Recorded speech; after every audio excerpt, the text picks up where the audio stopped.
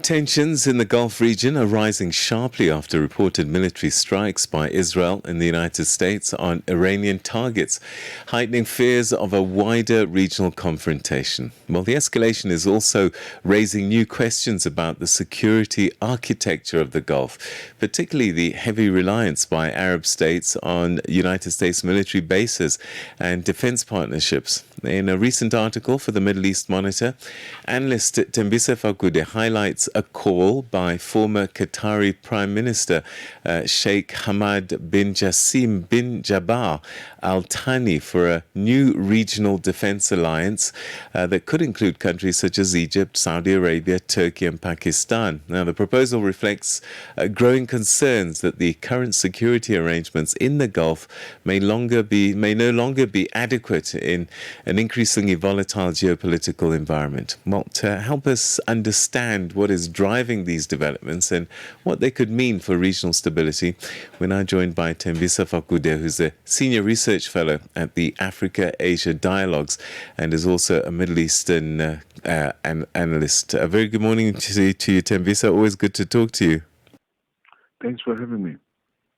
So, Thembisa, in your article, you point to calls for a new regional defense alliance involving countries like Egypt, Saudi Arabia, Turkey, and Pakistan. What recent developments in the Gulf have made such a proposal gain traction now, do you think? I think after the attack by Iran, by both Israel and the United States of Iran, and then Iran retaliating by targeting the bases of the U.S.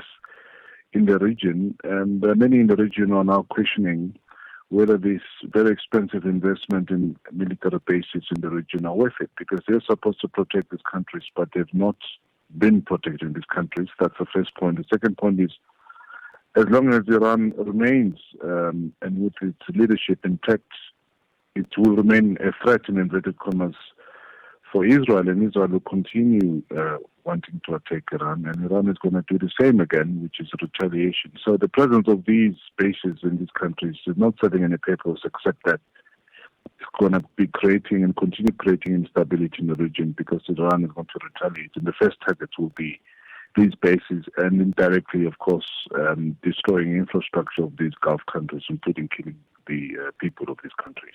So, in many ways, these countries have become caught up in a conflict that is not of their own doing and doesn't involve them.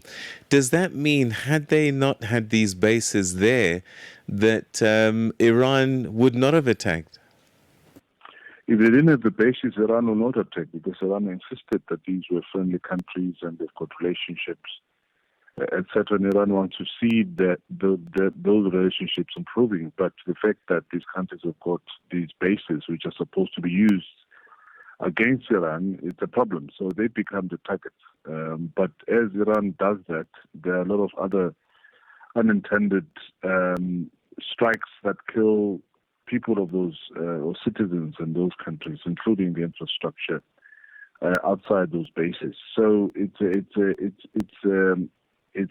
situation that is likely to deteriorate. But importantly, the people of the region are beginning to question whether it's worth investing so much money in these bases, which were meant to protect them. But actually, they're not protecting the people of the region. Instead, they're attracting attention, unnecessary attention, and becoming targets for Iran's retaliation. So it's not really worth it for many people. And I think what the Qataris are saying, at least the former prime minister suggesting, is that the new arrangement should be replaced by the Muslim countries, including Egypt, Pakistan, Saudi Arabia, and Turkey. And if that happens, I think you're likely to see a form of stability, but I don't think it will be good news for Israel. Help us understand a little bit about the relationships in this region. These countries that had American bases, have American bases. Were they always at odds with Iran, or has this come as a result of these recent actions? Some of them, perhaps there were tensions, but not all, I'm guessing, were ready to I mean, had difficult relations with Iran. Perhaps none at all, but certainly not to a point of expecting its wrath. Yeah, no, the bases were mainly or came after the two Gulf wars, mainly involving Iraq. Iran was not part of that or was not on the radar when these bases were constructed, at least by these countries, because Saddam Hussein was a threat to the Gulf countries, not necessarily to Israel, even though, of course, there was no relationship. But Saddam Hussein threatened his neighbors in the Gulf, including Iran. And this is why these countries decided to have these bases in their countries, because they were more of a deterrent. And the promise at the time by the Americans after the invasion of Kuwait was that these bases were going to help these countries protect themselves from mainly Saddam Hussein, who was terrorizing all the other Emiratis or Emirates, including the United Arab Emirates, Qatar, Kuwait, Bahrain, and others. And that's why they invited and allowed these American bases to be there. In fact, they spend their own money in construction or in constructing these bases, including maintaining these bases. But now, of course, the attention has shifted to Iran, and Iran was not a threat to these countries. But because of Israel and the United States, who have been targeting Iran has then looked at these bases as the first point in which they're supposed to be targeting and destroying, because they were themselves posing a threat to Iran, and Iran, that's why it retaliated by targeting these bases. Is this going to mean a shift in the Middle East countries and their relationships going forward? We're seeing that the late Ayatollah Khamenei's son has now taken over, and that must be the worst nightmare for the US at this time. Indeed, it is. This is the man who has lost his wife, his father, his mother, his son, and sister. And who's now the new supreme leader of Iran. So he's not at the moment a man, one will assume, who wants to negotiate or extend an olive branch to the United States and Israel. So it's not going to be good news for both Israel and the United States. But we'll have to wait and see what his new position is going to be, firstly regarding this war and regarding the two countries that continue targeting Iran. But it doesn't look like he's going to be negotiating. We'll have to prove a point at the moment, particularly given that he's got nothing to lose. The Israelis and the Americans have destroyed a lot of infrastructure and killed a lot of people, including his close family. So he'll want to retaliate and avenge the losses that his family has incurred and the country that has incurred. So that's what I think is likely to happen. But if the Americans do get out of the region and they are replaced by another military formation or a joint military formation in the region consisting of these countries that have been suggested by former Prime Minister Hamad bin Jalal, you are likely to see a new political reality in the region, because you will have Iran and you will have the new arrangement within the Gulf countries, and then Israel is certainly going to be isolated. And if that happens, you might just see the change in terms of the balance of power certainly tilt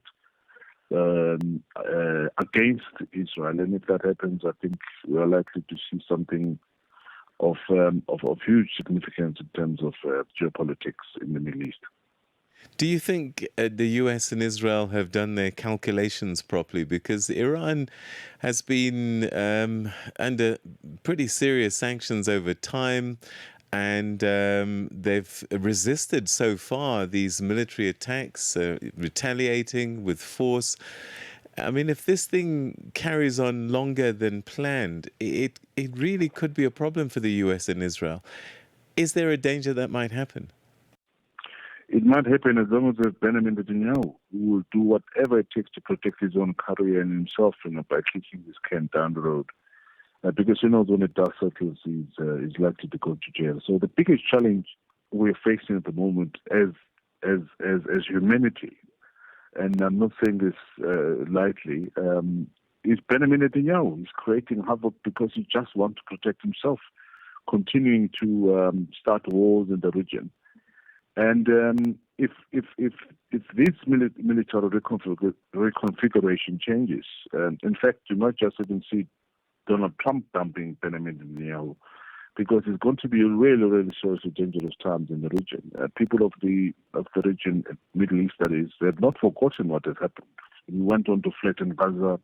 He's continuing to kill people in mass in Lebanon. He's done that in Syria and other neighboring countries. So you are having people are waiting for that moment to retaliate, and unfortunately, it's not going to be just against Benjamin Netanyahu, but it's going to be against innocent people, some good people in Israel, particularly those that support human rights, justice, and are pro-Palestinians who are against Benjamin Netanyahu.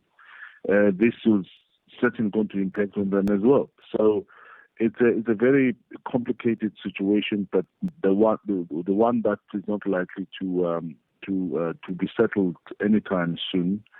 And I think you are going to have the Middle East that, if Iran does, and it looks like it's going to withstand these attacks, if that happens, then you're going to have the new reconfiguration of the region in terms of military arrangements. I think it's going to be seriously bad news for the state of Israel. And I don't see the Americans, given what's going on at the moment in terms of shifting of public opinion, continuing to support Israel. I think you are likely to have a shift.